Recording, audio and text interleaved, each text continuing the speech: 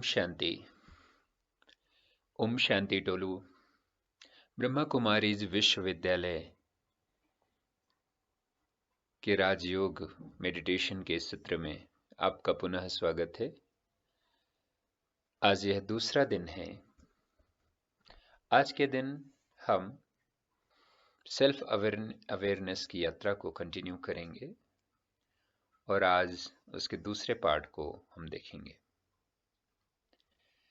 पिछले पार्ट में हमने देखा कि मैं कौन हूं, तो हमने पाया कि हमारी वास्तविक पहचान क्या है कि हम शरीर नहीं है, ज्योति बिंदु आत्मा है जो कि चैतन्य शक्ति है।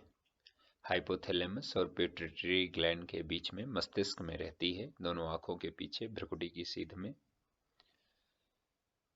आज हम जानेंगे कि उस आत्मा की सूक्ष्म शक्तियां कौन सी हैं, वो किस तरह से कार्य करती है। आत्मा यदि कंट्रोलर है तो कार्य किस तरह से करती है। आत्मा यदि मालिक है तो कैसे इंस्ट्रक्शन देती है, कैसे शरीर को नियंत्रित करती है। तो ऐसी कौन सी वो सूक्ष्म शक्तियां हैं जिनके द्वारा वह इस शरीर को कार्य में लगाती है। तो ये तीन शक्तियां हैं, सूक्ष्म शक्तियां आत्मा की: मन, बुद्धि और संस्कार। मन का कार्य है विचार करना, चिंतन करना। बुद्धि का कार्य है निर्णय करना और इम्प्रेशन है संस्कार। तो मन विचार करता है, जो हम सोचते हैं बुद्धि उस पर निर्णय करती है कि कौन सा विचार सही है या फिर नहीं है, इसको मुझे कार्य में लगाना चाहिए या नहीं। और जैसे जैसे हम बुद्धि के द्वारा लिए गए निर्णयों के आधार पर कार्य करते हैं तो वो हमारे संस्कार बनते चले जाते हैं। और जब संस्कार बन जाते हैं तो चिंतन उन्हीं संस्कारों के अनुसार चलता है और फिर इस तरह से ये साइकिल चलती रहती है, मन बुद्धि संस्कार, मन बुद्धि संस्कार। तो ये तीन शक्तियां हैं। जब वही आत्मा सोचती है तो वही मन कहलाती है, और जब वह आत्मा निर्णय करती है अपने किए गए विचारों पर ही तो वह बुद्धि कहलाती है। तो ऐसा नहीं है कि मन बुद्धि अलग अलग है, आत्मा की ही सूक्ष्म शक्तियां हैं, अर्थात आत्मा ही मन है जब वह विचार कर रही है, और आत्मा जब किसी चीज पर निर्णय ले रही है तो वही बुद्धि है। अक्सर हम बुद्धि को मस्तिष्क समझ लेते हैं, ब्रेन समझ लेते हैं। नहीं, ब्रेन हार्डवेयर है और बुद्धि सॉफ्टवेयर है, ऐसे मान सकते हैं। और एक बात और मन के बारे में कि मन को रोका नहीं जा सकता विचार करने से। यदि हम चाहें तो इसको विचार करने से रोक दें तो ऐसा नहीं होगा। मन का तो कार्य ही है विचार करना। हाँ, हम उसको दिशा दे सकते हैं कि किस दिशा में हमें विचार करना चाहिए, लेकिन हम रोक नहीं सकते, उसको स्टॉप नहीं कर सकते विचारों को। तो सबसे पहली सूक्ष्म शक्ति के बारे में हम जानते हैं, मन क्रिएटर ऑफ थॉट्स, अर्थात ये संकल्पों की रचना करता है, संकल्पों का रचयिता है। तो आखिर स्रोत क्या है संकल्पों के? स्रोत हैं सेंसरी इनपुट्स, अर्थात जो हम सेंस करते हैं। आंख है हमारी सेंसरी इनपुट, कान है हमारे सेंसरी इनपुट। तो जो हम देख रहे होते हैं रोजमर्रा की दिनचर्या में, हम कोई न्यूज़ देख रहे हैं या कोई मूवी देख रहे हैं या कुछ भी देख रहे हैं, तो जो हम सेंस कर रहे हैं आंखों से, वो सोर्स बन जाते हैं हमारे विचारों के लिए। एक तरह से भोजन है, हम जैसा ग्रहण करते हैं उसके अनुसार हमारा विचार बनने लगता है ना। कान से जो हम सुनते हैं उसके अनुसार हम सोचते हैं। सपोज दैट हमने कुछ स्मेल किया तो हम उसके बारे में सोच सकते हैं, है ना। हमने टेस्ट किया, भोजन किया, कैसा लगा, तो उसके बारे में हम सोच सकते हैं। या हमने कुछ महसूस किया बॉडी में, स्किन में, तो उसके बारे में हम सोच सकते हैं। तो सेंसरी इनपुट्स के थ्रू ये विचार उत्पन्न हो सकते हैं। बिलीफ सिस्टम, कुछ हमारे पास विश्वास है, विश्वास बना हुआ है किसी भी पर्टिकुलर चीज के बारे में कि वो ऐसे हैं, वो ऐसे हैं, या फिर ये सिस्टम ऐसा है, तो उस बिलीफ सिस्टम के अनुसार भी हम सोचते हैं। बिलीफ यानी कि वो पक्का हो जाता है, उस पर फिर हम चिंतन नहीं करते कि सही भी सोच रहे हैं या गलत सोच रहे हैं, है ना। पास्ट मेमोरीज, कुछ भूतकाल की ऐसी यादें होती हैं जो हमारे मन में बहुत गहराई तक बैठी हुई हैं। तो वो जब याद आती है कोई भी स्मृति, तो हम उसके अनुसार सोचने लग जाते हैं। तो वो भी एक स्रोत है विचारों का।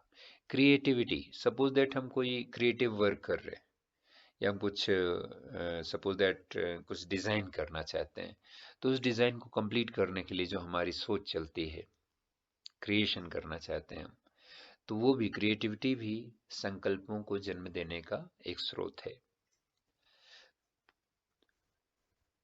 अब आते हैं कि विचार होते कितने प्रकार के हैं। मुख्यतया विचार चार प्रकार के होते हैं: positive thoughts, negative thoughts, waste thoughts और नेसेसरी थॉट्स। पॉजिटिव थॉट्स यानी सकारात्मक विचार।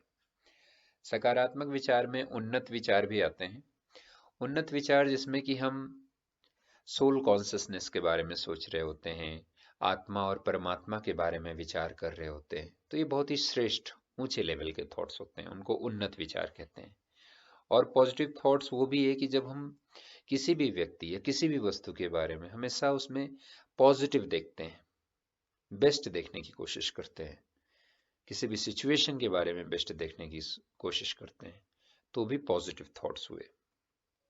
निगेटिव थॉट्स, नकारात्मक सोच, तो ऐसे सोच जो कि तनाव को रिप्रेजेंट कर रहे होते हैं, ऐसी सोच जिसमें कि चिंताएं होती हैं, ऐसी सोच जिसमें कि भय समाया हुआ होता है, ऐसी सोच जिसमें कि हम किसी से हर्ट हो रहे होते हैं, है ना। तो ये निगेटिव थॉट्स हैं। और भी निगेटिव थॉट्स जो हैं वो टॉक्सिक लेवल के होते हैं। वो कौन से? जैसे नफरत के विचार हैं, क्रोध के विचार हैं, किसी को नुकसान पहुंचाने के लिए हम सोच रहे हैं, या फिर हिंसा के बारे में हम सोच रहे हैं, तो ये क्या है? ये नकारात्मक विचारों की श्रेणी में आते हैं। तीसरे तरह के विचार होते हैं व्यर्थ विचार। व्यर्थ विचार, किसी भी व्यक्ति के बारे में हम सोच रहे हैं कि वो कैसे हैं, ऐसा क्यों कर रहे हैं, वगैरह वगैरह। या फिर हम किसी ऐसी घटना के बारे में सोच रहे हैं जो अभी तक हुई ही नहीं है, और हम उम्मीद कर रहे हैं कि ऐसा होगा, भविष्य में कैसे होगा, क्या होगा, है ना। बहुत दूर तक का सोच रहे हैं हम। या फिर पीछे बीती हुई किसी घटना के बारे में हम बहुत सोच रहे हैं जो बीत चुका है। वर्तमान में सोचने की बजाय जब हम बहुत पीछे का या फिर भविष्य में होने वाले के बारे में हम सोचने लगते हैं, चिंताएं करते हैं, तो आता है वेस्ट थॉट्स में, है ना, व्यर्थ विचार, जिस पर कि हमारा नियंत्रण नहीं है। जो बीत चुका उसको हम नहीं बदल रहे हैं, और जो आने वाला है उसके बारे में हमें पता नहीं है, लेकिन हम चिंतन किए जा रहे हैं, तो वो व्यर्थ है। नेसेसरी थॉट्स वो थॉट्स होते हैं जिनको कि हम किसी भी दैनिक प्रक्रिया में कुछ भी काम करना है, चलिए खाना खाना है तो चलो खाना बनाते हैं, इस टाइप के जो थॉट्स होते हैं। या फिर ऑफिस का वर्क करने के लिए जाना है, कपड़े पहनता हूँ मैं, शूज पहनता हूँ, ड्रेस रेडी होता हूँ और मुझे ऑफिस के लिए जाना है, तो ये क्या है? नेसेसरी थॉट्स हैं। तो मुख्यतः ये चार प्रकार के थॉट्स होते हैं: सकारात्मक, नकारात्मक, व्यर्थ और आवश्यक विचार। तो हमें यह परखने की आवश्यकता होती है, जानने की आवश्यकता होती है कि हमारे मन में किस तरह के विचारों की प्रमुखता होनी चाहिए, हम किस तरह के विचारों को जन्म दें, किस तरह के विचारों को की दिशा को हम बदलें। ऐसा नहीं है कि नेगेटिव और वेस्ट थॉट्स नहीं आएंगे, लेकिन जब आएंगे, जब हम क्रिएट करेंगे ऐसे थॉट्स, है ना, तो हम उसको बदल भी सकते हैं। क्योंकि मन क्या है? क्रिएटर ऑफ थॉट्स है, रचयिता है ये संकल्पों को जन्म देने का। तो यदि कोई संकल्प ने जन्म लिया है तो हम उसको बदल भी सकते हैं, हम उसको सकारात्मक अ, की दिशा में मोड़ सकते हैं। तो ये चार प्रकार के विचार हुए। तो मन का कार्य क्या हुआ? संकल्पों की रचना करना। इसके बाद जो आत्मा की दूसरी सूक्ष्म शक्ति है वो है बुद्धि। तो बुद्धि के क्या फंक्शंस होते हैं? बुद्धि का फंक्शन होता है कॉम्प्रेहेंड्स, यानी समझना, बूझना। दूसरा है डिसर्न, है ना, परखना, परखने का काम या पहचानने का काम बुद्धि करती है। तुलना करने का काम, अंतर देखना, डिस्क्रिमिनेट्स। निर्णय करने की क्षमता जो है बुद्धि में होती है। विश्लेषण करना किसी चीज का, एनालिसिस करना, ये भी बुद्धि का ही कार्य है। चयन करना, ऑप्शंस काफी हो तो उसमें से क्या बेस्ट रहेगा उसको चूज करना, ये भी बुद्धि का काम है। किसी चीज को कैलकुलेट करना, है ना, गणना करना, ये भी बुद्धि का कार्य है। तो ये फंक्शंस बुद्धि के हैं। बुद्धि का बहुत इंपॉर्टेंट रोल है। मन भी बहुत शक्तिशाली है और बुद्धि का भी बहुत इंपॉर्टेंट रोल है। बुद्धि एक तरह से डिसीजन मेकर है हमारी आत्मा में। इसके बाद जो तीसरी सूक्ष्म शक्ति है उसके बारे में जानने से पहले हम ये जानें कि बुद्धि और मन है उनका किस तरह से आपस में रिलेशन है। अब देखिए इस चित्र के माध्यम से इसको दिखाया गया है कि जो घोड़ा है वो मन है और जो उस पर घुड़सवार है वो बुद्धि है। तो जो घुड़सवार है उसको इस बारे में जानकारी है कि मुझे कहाँ जाना है। अब देखिए अगर हम घोड़े को अलग कर दें बुद्धि से, घोड़े को अलग कर दें घुड़सवार से, तो देखिए एक तरह से मन को अलग कर दें बुद्धि से और हम सोचें कि नहीं मन ही श्रेष्ठ है या यही ये अकेले काम कर लेंगे, तो ऐसा नहीं होगा। दोनों का आपस में तालमेल होना अच्छा है। क्योंकि बिना घोड़े के अगर घुड़सवार जाना चाहेगा किसी डेस्टिनेशन तक तो उसको टाइम बहुत लगेगा।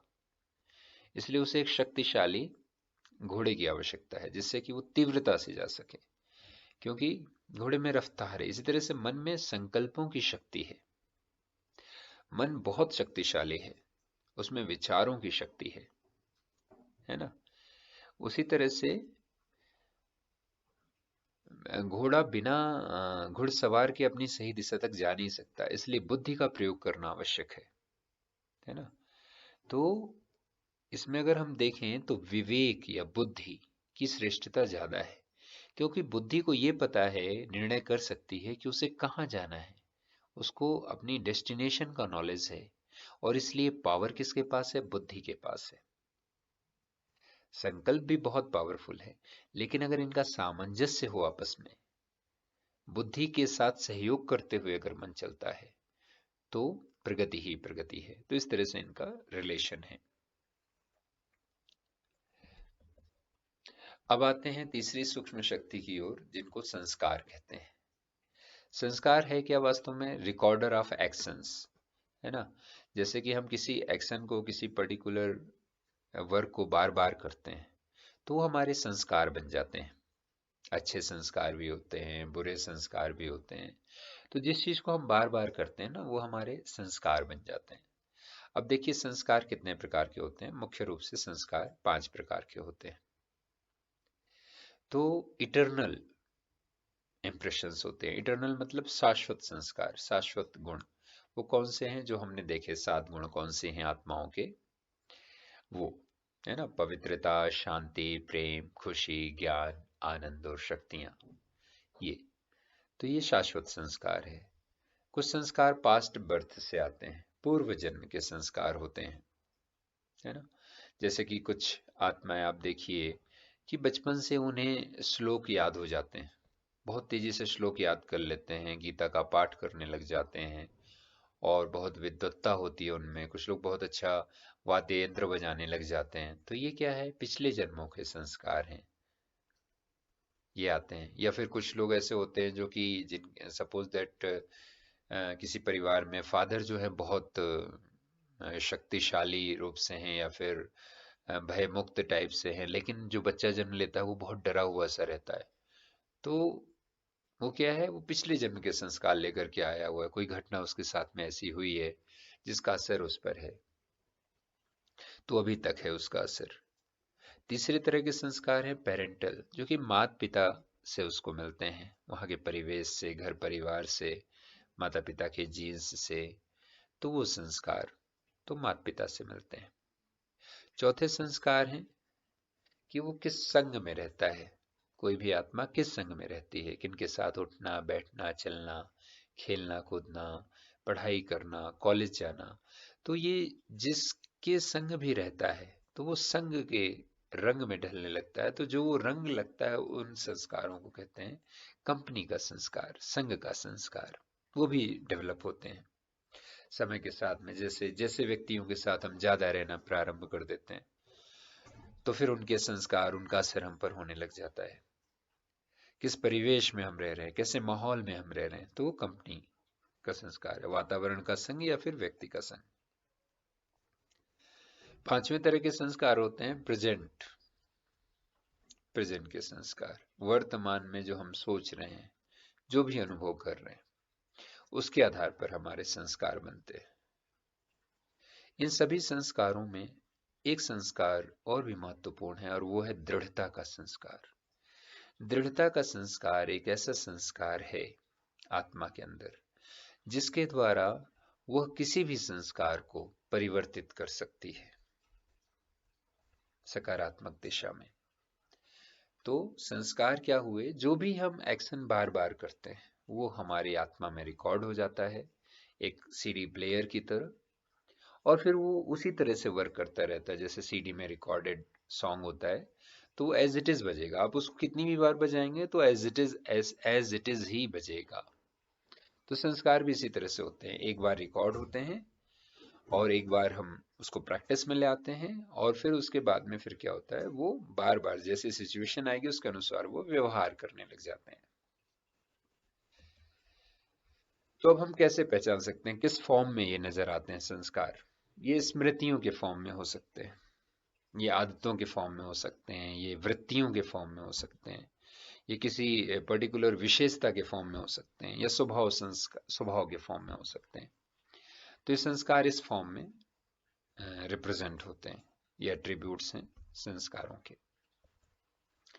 तो ये सूक्ष्म शक्तियां हुई, कौन कौन सी? मन, जो कि विचार शक्ति है, संकल्पों की शक्ति है, संकल्पों की रचना करता है मन, बहुत ही शक्तिशाली है, क्योंकि बिना संकल्पों के ना आप बोल सकते हैं ना आप कर्म कर सकते हैं, जब तक विचार नहीं है, थॉट नहीं है। तो संकल्प तो बीज है, किसी भी कर्म को करने के लिए संकल्प बीज है। बुद्धि निर्णय करती है, क्या उचित है क्या अनुचित है, डिस्क्रिमिनेट करना है, चूज करना है, कॉम्प्रेहेंड समझना है, उसको कैलकुलेट करना है, निर्णय करना है। तो बुद्धि का बहुत महत्वपूर्ण रोल है। संस्कार, जो हम लिए गए बुद्धि के निर्णय के अनुसार जो हम कर्म करते हैं, बार बार करते हैं, वो हमारे संस्कार बन जाते हैं। और फिर संस्कार जैसे होते हैं, उन संस्कारों के आधार पर, उन स्मृतियों अनुभवों के आधार पर हमारे संकल्प चलते हैं, है ना। फिर बुद्धि निर्णय लेती है, फिर कर्म करती है, फिर संस्कार बनते हैं। इस तरह से साइकिल चलती है, संकल्प बुद्धि संस्कार, संकल्प बुद्धि संस्कार। आइए अब देखते हैं मन के बारे में, कि हमारा जो मन है वो तीन अवस्थाओं में रिप्रेजेंट किया जा सकता है। अनकॉन्शियस यानी अचेतन मन, सबकॉन्शियस अवचेतन मन, और कॉन्शियस यानी चेतन मन। तो ये तीन प्रकार के मन हुए। सबकॉन्शियस माइंड बहुत शक्तिशाली माइंड होता है, अवचेतन मन जिसको कहते हैं। और अगर कोई बात हमारे कहते हैं कि अवचेतन मन में चली जाती है, तो फिर वो बहुत शक्तिशाली रूप में होती है। वास्तव में सबकॉन्शियस माइंड में ही क्या होता है ना, प्रोग्रामिंग होती है, या फिर कहिए कि संस्कार होते हैं। कॉन्शियस माइंड चैतन्य मन होता है, कि हम अभी विचार कर रहे हैं, इस समय हम कोई नया संकल्प रच रहे हैं, है ना। तो कॉन्शियस चेतना के साथ में हम किसी बात के बारे में सोच रहे हैं। लेकिन कुछ चीजें ऐसी होती हैं जो बिना सोचे हुए भी कर्म में आ जाती हैं, लेकिन ऐसा तो है नहीं कि बिना सोचे हुए कर्म में आ जाएं। मतलब कि कुछ सबकॉन्शियस माइंड के द्वारा हम कर्म करते हैं। तो सबकॉन्शियस माइंड इवन कॉन्शियसनेस में भी जरूरत नहीं होती है, और वो स्वतः कर्म करता है। कुछ चीजें ऐसी होती हैं, हमें उस पर बहुत ज्यादा विचार करने की आवश्यकता नहीं होती, पर वो होती है, वास्तव में वो संस्कार होते हैं। तो सबकॉन्शियस माइंड आप ये कह सकते हो कि जो अवचेतन मन होता है, उसमें ऑलरेडी प्रोग्राम्स फिट होते हैं, प्रोग्रामिंग होती है। और कॉन्शियस माइंड जो होता है, उसमें हम कुछ नया सोच रहे होते हैं, कुछ नए संकल्प रच रहे होते हैं चेतना के साथ में, कि हाँ ऐसा करना है, नहीं वैसा करना है। सबकॉन्शियस माइंड एक तरह से प्रोग्रामिंग है, जिसके अनुसार फिर हम कर्म कर रहे होते हैं। तो 90% अगर कंट्रीब्यूशन है तो सबकॉन्शियस माइंड का है, और 10% है कॉन्शियस माइंड का। लेकिन 10% कॉन्शियस माइंड के द्वारा हम सबकॉन्शियस माइंड को चेंज कर सकते हैं, बदल सकते हैं। तो यदि हमने प्रोग्रामिंग चेंज कर दी तो वर्किंग चेंज हो जाएगी। प्रोग्रामिंग यानी संस्कार जो बने हुए हैं उन पर अगर हमने कार्य कर लिया तो चेंज हो जाएगा। कॉन्शियस माइंड जो है, कॉन्शियसनेस के साथ हम थॉट्स को क्रिएट कर सकते हैं। वो थॉट जब हम बार बार क्रिएट करेंगे तो वो उससे क्या होगा, हमारी प्रोग्रामिंग चेंज होगी सबकॉन्शियस माइंड की, और हम उसके अनुसार व्यवहार कर सकते हैं। तो इस तरह से माइंड की टैपिंग होती है। अब देखिए सबकॉन्शियस माइंड काम कैसे करता है। स्टार्टिंग में देखिए यहाँ पर दो सीन है। एक जो लड़की है वो कार चलाना सीखना चाहती है। जो एक्सपर्ट है उसको सिखा रहा है कि डोंट वरी, कोई रिस्क की बात नहीं, ऐसे ऐसे चलाना है। तो शुरू में देखिए वो लड़की डरी हुई सी है कि कैसे होगा, है ना। तो स्टार्टिंग का जो सीन होता है, लर्निंग का सीन होता है, वो इस तरह से कॉन्शियस माइंड के द्वारा हम लर्न करते हैं। कॉन्शियसनेस में जब लर्न कर रहे होते हैं तो हमें पूरा ध्यान रखना होता है कि स्टीयरिंग है, गियर है, किस तरह से हमें घुमाना है। कभी हम भूल जाते हैं, कभी नजर जाती है, कभी नहीं जाती है।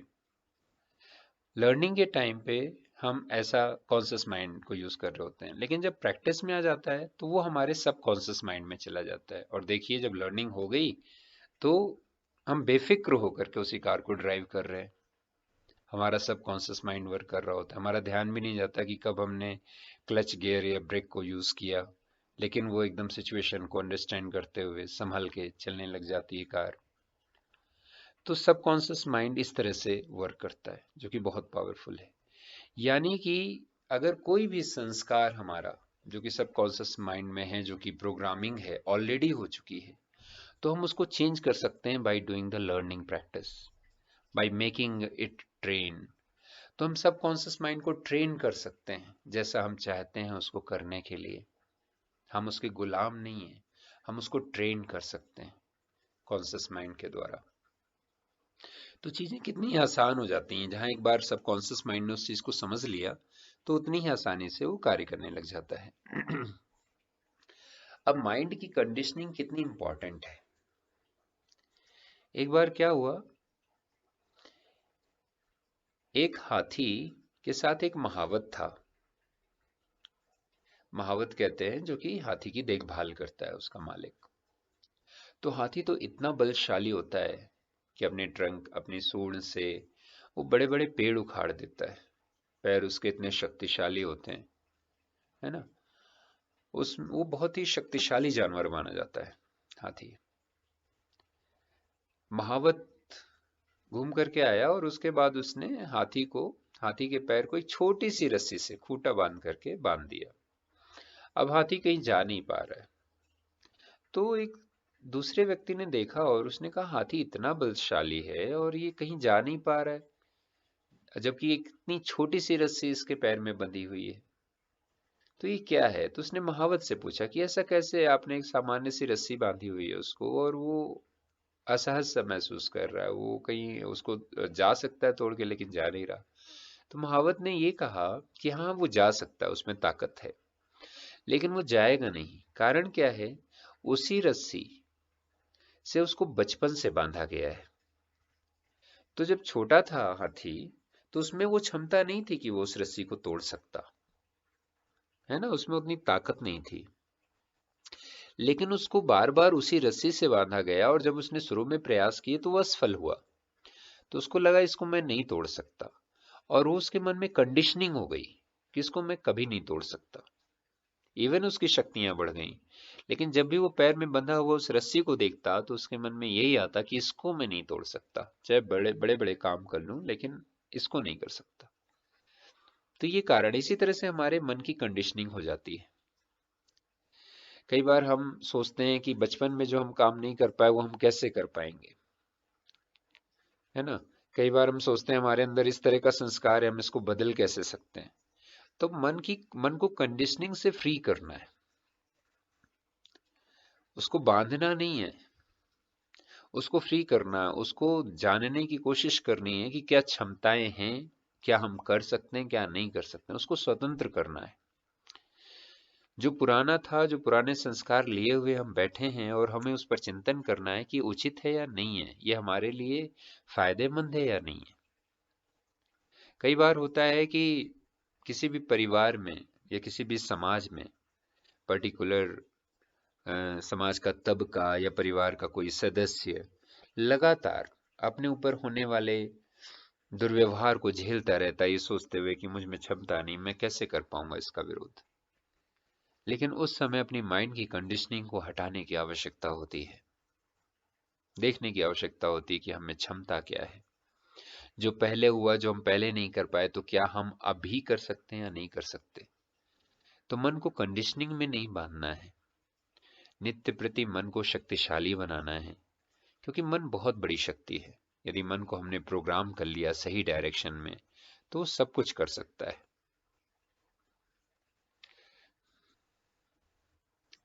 अब बुरी आदतें कैसे पड़ती हैं? शुरू शुरू में जब भी कोई सिगरेट या ड्रिंक करता है तो उसको बड़ा अजीब लगता है कि क्या है, इस तरह से करके हेजिटेट होता है। लेकिन धीरे धीरे जैसे 3-4 बार किया, तो उसके बाद मन उसको एक्सेप्ट कर लेता है। जब मन एक्सेप्ट कर लेता है, संग का असर होता है, तो उसको लगता है हाँ नॉर्मल है, और उसके बाद उसकी वो हैबिट पड़ जाती है। और हैबिट इस तरह से पड़ जाती है कि जब वो छोड़ना भी चाहता है तो उसको लगता है नहीं नहीं, मैं नहीं छोड़ सकता, मैं नहीं कर सकता। तो भाई स्टार्टिंग में आपका मन रेडी नहीं था उसी चीज को लेने के लिए, फिर आपने संग में आकर के उसको लेना स्टार्ट कर दिया, तो एक तरह से हैबिट ही तो डाली उसको करने की। तो जो हैबिट डाली गई है, जिस चीज के लिए उसको ट्रेन किया गया है, मन को ट्रेन किया गया है, सबकॉन्शियस माइंड को ट्रेन किया गया है, उसी तरह से हम नई प्रोग्रामिंग कर सकते हैं। कुछ और चीजों के लिए, कुछ बेटर चीजों के लिए हैबिट डाल सकते हैं, जिससे कि वो चीज रिप्लेस हो जाए। तो ये कर सकते हैं, इस तरह से हैबिट पड़ती है, और हम हैबिट को रिमूव भी कर सकते हैं। लेकिन हमें मन को कंडीशनिंग में नहीं ढाल के रखना है कि हम नहीं कर सकते ऐसा। तो आवश्यकता किस बात की है? आवश्यकता इस बात की है कि हम सोल कॉन्शियस स्टेज में रहें। जब भी हम कुकिंग कर रहे हैं, किसी से बात कर रहे हैं, कोई भी काम कर रहे हैं या सोने जा रहे हैं, तो हम अपने आप को शरीर नहीं समझें। हम समझें कि मैं आत्मा इस शरीर के द्वारा, इन अंगों के द्वारा कार्य कर रही हूं, भोजन पका रही हूं।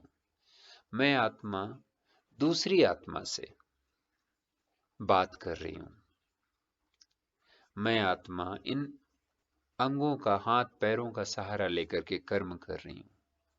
मैं आत्मा अब सोने जा रही हूं, विश्राम करने जा रही हूं, और शरीर को भी रिलैक्स कर रही हूं।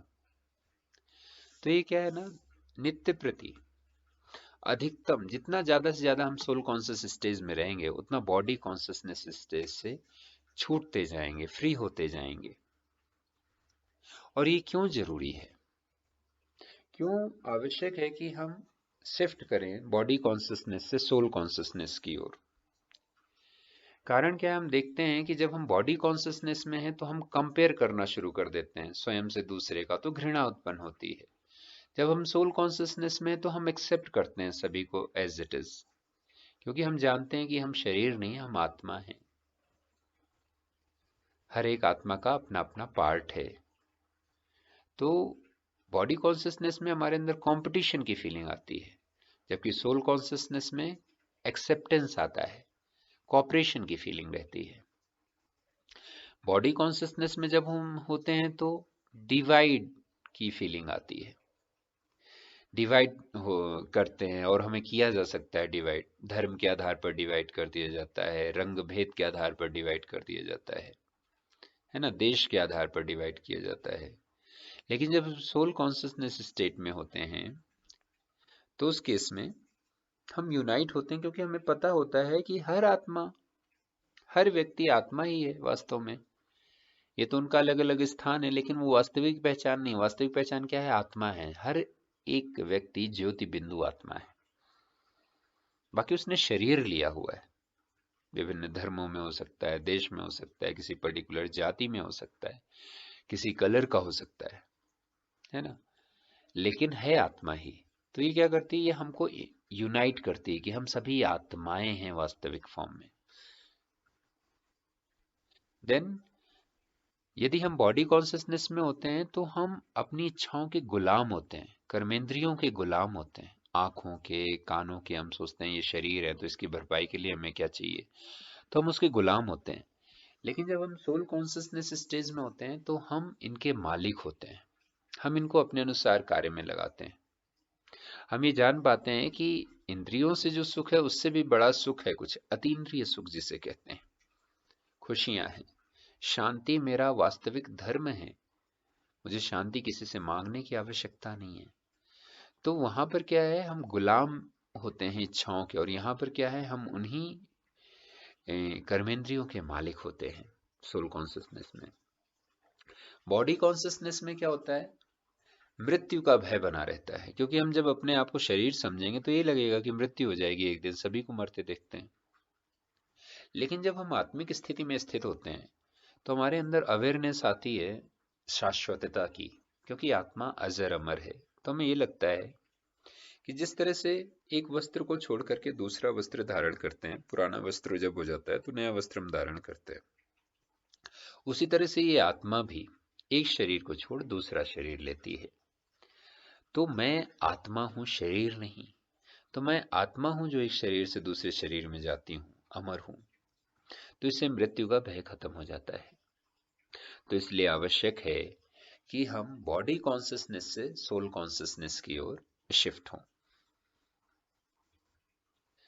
तो हमने ये जाना कि आत्मा चैतन्य ज्योति बिंदु है, इटर्नल है, शाश्वत है ना, इम्पेरिशेबल है, इसको मिटाया नहीं जा सकता,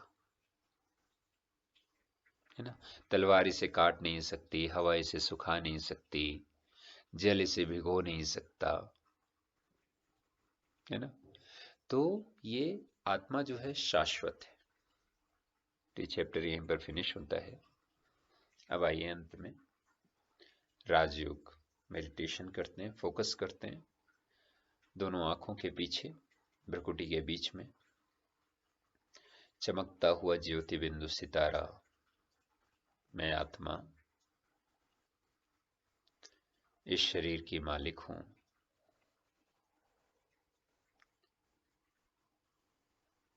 मैं आत्मा कर्मेंद्रियों से कार्य कराती हूं।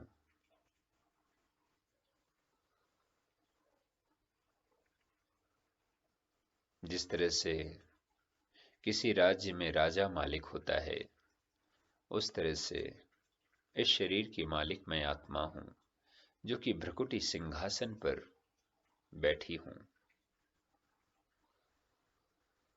महसूस करें अपने आप को मस्तक के बीच में चमकते हुए ज्योति बिंदु सितारे के रूप में, कि आप बैठे हुए हैं राजा की भांति। जिस तरह से किसी राजा के दरबार में मंत्री होते हैं, सेनापति होते हैं, दरबार होता है, और उन मंत्री मंडल के थ्रू राजा राज्य करता है, उस तरह से महसूस करें कि मुझ आत्मा के मंत्रिमंडल में मेरी सूक्ष्म शक्तियां, मन, बुद्धि और संस्कार हैं, और साथ में कर्मेंद्रियां हैं जो कि मेरे संकेतों के अनुसार कर्म करती हैं। मन, बुद्धि व संस्कार के द्वारा मैं कर्म कराती हूं इन कर्मेंद्रियों से। मैं अधिकारी हूं, मैं मन की गुलाम नहीं हूं। मन तो मेरा बच्चा है, इसकी मैं पालना करती हूं। कभी रूठ जाता है, कभी दुखी हो जाता है, तो मैं आत्मा माँ की तरह उसको आध्यात्मिक ज्ञान के द्वारा संभाल लेती हूं, शांत कर देती हूं। जैसे मैं श्रेष्ठ संकल्प रचूंगी, उसी तरह से मेरे बोल होंगे, उसी तरह से मेरे कर्म होंगे। इसलिए मन पर बहुत जिम्मेदारी है। बुद्धि मेरी विवेक शक्ति का नाम है, निर्णय शक्ति का नाम है। तो जो भी विचार उत्पन्न होते हैं मन के द्वारा, उन पर निर्णय करना, कर्म करना और श्रेष्ठ संस्कारों की रचना करना स्वयं में, एक श्रेष्ठ व्यक्ति के रूप में मुझे प्रत्यक्ष करता है। तो मैं श्रेष्ठ संस्कार वाली आत्मा हूं, मैं महान आत्मा हूं, मैं दिव्य आत्मा हूं, मैं मन, बुद्धि व संस्कार की मालिक हूं। किसी भी ऐसे संस्कार को देखें जिस संस्कार को हम सोचते आए हैं कि ये संस्कार हम बदल नहीं सकते, ये तो आदत ही है हमारी, हमने गिव अप करना शुरू कर दिया है, उसको सामने लाएं और उस संस्कार की जगह एक दूसरा संस्कार क्रिएट करें, उसका संकल्प दें और उसको बार बार विचार दें, फिर उसको बोल में लाएं, फिर उसको कर्म में लाएं। आप देखेंगे कि जो पुराना संस्कार था वो पीछे छूट गया है और इस नए संस्कार ने उसकी जगह ले ली है। तो जब भी कोई बुरी आदतें या इस तरह की हैं तो हमें उनके लिए संघर्ष नहीं करना है, लड़ाई नहीं करनी है उनसे कि कैसे हटेगा। नहीं, हमें एक नया श्रेष्ठ संस्कार जन्म देना है। मैं आत्मा, ज्योति बिंदु आत्मा, संकल्पों की रचयिता हूं। संकल्प ही बीज है, जैसा बीज मैं डालूंगी उसी तरह से वृक्ष उत्पन्न होगा और उतना ही श्रेष्ठ फल होगा। मैं 7 गुणों से संपन्न अविनाशी ज्योति बिंदु आत्मा हूं। ओम शांति, ओम शांति, ओम शांति।